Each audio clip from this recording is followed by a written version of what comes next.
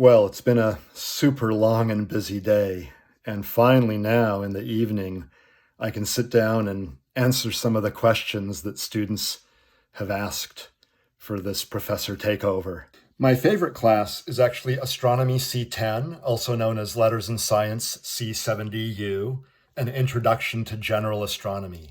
It's sort of a survey of the universe, of the cosmos, mostly geared toward non-science majors, but a lot of science types also take it and enjoy it.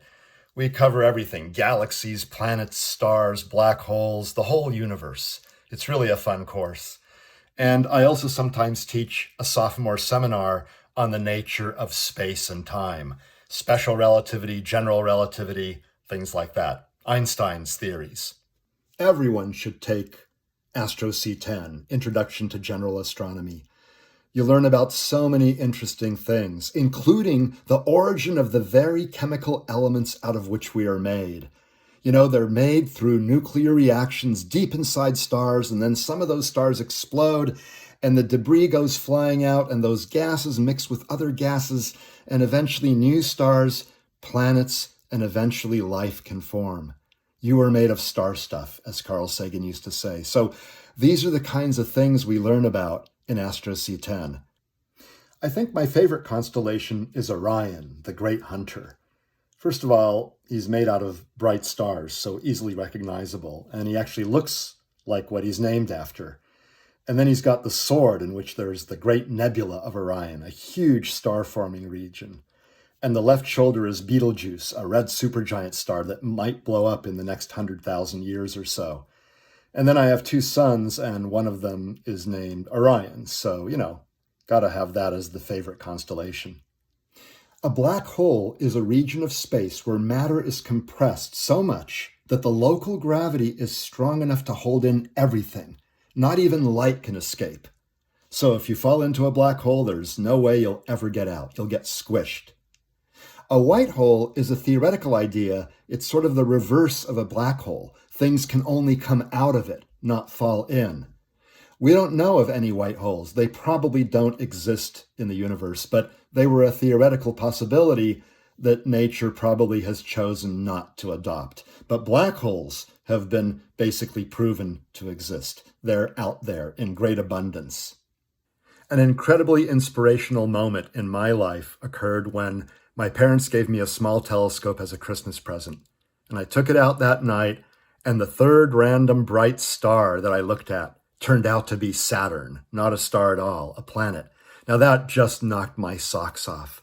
And if it could be so thrilling to rediscover something that millions of people already knew about, then how truly thrilling must it be to discover something new in humanity for the first time? That really cemented my desire to become a scientist and to discover new things. One of my most memorable teaching experiences was when I was jumping from a table to a chair and then down to the floor and emitting different colored balls as though I were an electron in an atom emitting photons while jumping from one level to another. And I jumped from a table to a chair, which then collapsed, and it broke and hit me in the ribs. And this was right near the end of class, and the recording stopped.